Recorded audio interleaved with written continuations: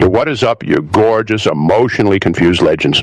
Welcome back to Bright English, where we teach you how to sound like a real American human and not like a textbook robot that was programmed in 1995. Let us start with a hook that will slap you right in the feels. In the United States, the average person says, "I am fine" about 14 times a day, even when they are absolutely not fine. 14 times. That is more than we say coffee, more than we say dude, more than we say brah. Meanwhile, inside your head, you got a whole Pixar movie happening every single minute. Joy is DJing. Sadness is crying in the corner. Anger is reading mean tweets. Fear is checking if you lock the door for the 10th time. Disgust is judging your lunch choices. Anxiety is writing fake scenarios that will never happen. And you got 5 words to explain all that. Happy, sad, mad, scared, bad. Bro, that is like trying to paint the Grand Canyon with one crayon. It is not going to work. Today, we are fixing your emotional vocabulary American style using Inside Out, because that movie did not just win awards, it literally explained why Americans talk about feelings the way we do. And we are going to expose the secrets most English learners get totally wrong when they try to sound natural in the US. So buckle up, buttercup, this is going to be a long one, and you are going to walk out sounding fluent as heck. Secret number 1, most people get dead wrong. Happy in America is never just happy. If you tell an American, "I am happy about my new job," they will smile, but they will think you are holding back. Americans go big or go home. We do not say happy, we say "I'm stoked," "I am psyched," "I am hyped," "I am pumped," "I am over the moon," "I am on cloud 9. Stoked originally came from surfer culture in California, and now everyone from Texas moms to New York finance bros says it. Think of Joy in Inside Out when Riley wins the hockey game.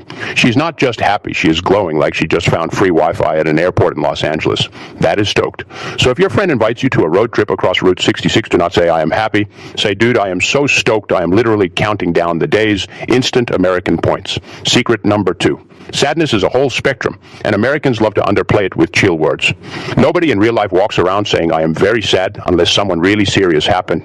We say "I am bummed," "I am down," "I am low," "I am feeling blue," "I am in my feels." "I am in my feels" is super current, and it is used everywhere from TikTok to late night talk shows. Feeling blue comes from American blues music, which is literally sad music that makes you feel better. Imagine Sadness from the movie sitting on the floor eating all the pizza by herself. That is not just sad, that is, "I am so bummed I cannot even get off the couch today." If you use bummed instead of sad, you sound instantly more human and way less like a dictionary. Secret number 3, anger has levels, and if you mix them up, you will sound scary or you will sound fake. In the US, we rarely say "I am angry" to friends. Angry sounds like you're about to call a lawyer. We say "I am annoyed" when something small happens, like your Starbucks order is wrong for the 3rd time this week. We say "I am irritated" when it keeps happening. We say "I am salty" when you are mad about something kind of petty like losing in Mario Kart. We say "I am heated" when you are actually mad but trying to keep it together. We say "I am pissed" when you are done being polite, but be careful, pissed is a little spicy, so do not use it with your boss or your grandma. Think of anger from Inside Out when his head catches on fire because someone ate the last slice of pizza. That is heated. That is, "I am so heated right now, I need to go touch some grass." Grass means go outside and calm down, by the way, super American coping advice. Secret number 4, fear vocabulary in America is basically comedy gold because we are all scared of everything, but we joke about it. Scared is for kids watching cartoons. Adults say, "I am nervous, I am anxious, I am on edge, I am freaked out, I am creeped out, I am shook." Shook means you are shocked and scared at the same time, and it blew up after a lot of viral videos in the US. If you watch a horror movie alone in your apartment in Chicago, you are not scared, you are so creeped out you have to sleep with the lights on. If you have to give a presentation in front of the whole class, you are not scared, you are a nervous wreck, or you are freaking out.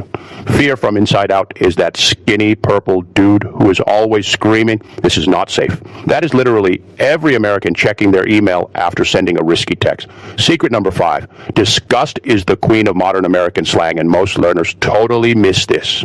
Disgust is not just for rotten milk. In the US, we use disgust words for people, vibes, and fashion and dating. We say "that is gross," "that is nasty," "that is rank," "that is sus," "that gives me the ick." The ick is massive right now in America, especially on dating apps. The ick means sudden disgust out of nowhere. Like, he was cute until he said he does not like dogs, then I got the ick. We also say cringe. That is so cringe. I am cringing so hard right now. Disgust from Inside Out is that green diva who acts like everything is beneath her. That is every American teen watching their parents try to dance on Instagram Reels. So do not say "I do not like it." Say "it is giving me the ick" or "it is so cringe I cannot watch." You will sound like you grew up in Ohio scrolling TikTok at midnight. Secret number 6, anxiety is the main character now, and Inside Out 2 proved it. In the US, anxiety is not a clinical word, only it is everyday slang. We say "I am stressed out," "I am overwhelmed," "I am spiraling," "I am in my head," "I am overthinking it." Spiraling is such a perfect visual word.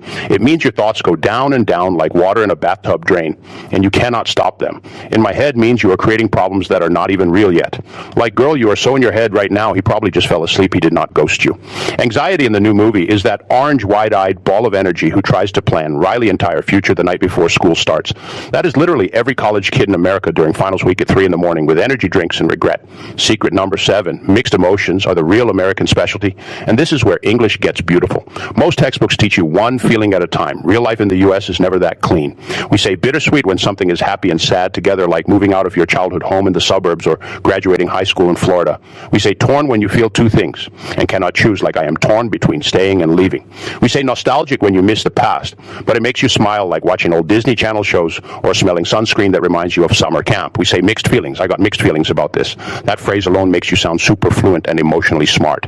Inside Out showed us memories can be two colors at once. Blue and yellow make a memory that is both sad and joyful. Americans live for that bittersweet stuff. We even have a whole music genre called country that is basically bittersweet on repeat. Secret number 8. This one is savage but true. Americans use sarcasm to talk about feelings, and if you do not catch it, you will be lost.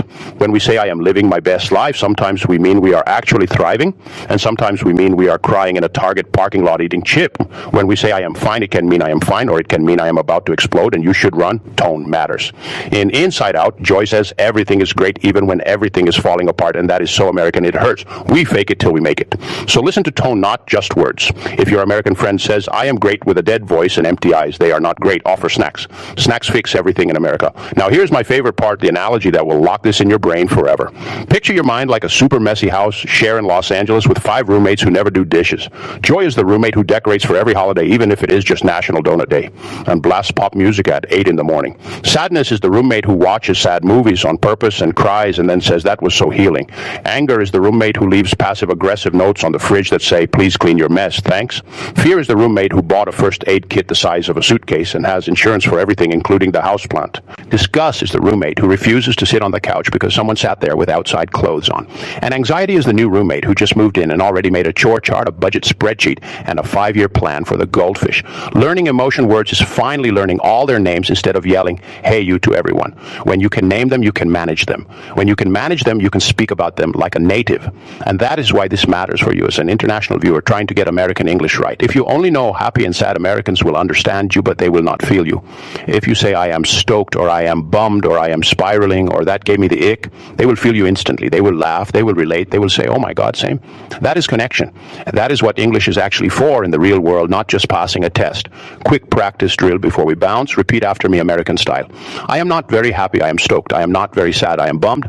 I am not a little angry, I am salty. I am not scared, I am freaked out. I am not disgusted. I got the ick. I am not nervous, I am spiraling. Say them out loud right now in your room. Yes, look weird. Weird is good, weird is memorable. Your brain remembers weird. All right, my emotionally intelligent superstars, we are landing this plane. Inside Out taught us joy cannot run the show alone, and sadness is not useless, and anger and fear and disgust all have a job. But in real life, America, we still reward people for pretending they are always stoked and always hyped and never bummed or low. So here's the question that is going to start a fight in the comments, and I am here for it. Do you think in the United States we should normalize telling the truth and saying I am bummed or I am overwhelmed even at work and school, or should we keep faking I am fine and good vibes only so we do not make things awkward? Are you team keep it real and cry in public, or team keep it cute and spiral in private? Let me know down below, because I'm reading every comment and I will be salty if you do not answer. And if you learned at least one new word today that you can actually use tomorrow, smash that subscribe button for Bright English. We drop real American English every week. No boring grammar lectures, no textbook nonsense, just stuff that makes you sound like you actually live here. Next week we are switching vibes completely. We are talking about Wall-E. Little dialogue, almost no words, just eyes and sounds and pure visual storytelling. How does Pixar make you cry over a robot who says basically 2 words for an entire movie? And what English can you learn when there are no words at all? That one is going to be wholesome and mind-blowing, and you do not want to miss it. So subscribe, stay stoked, stay a little cringe, and I will see you in the next one.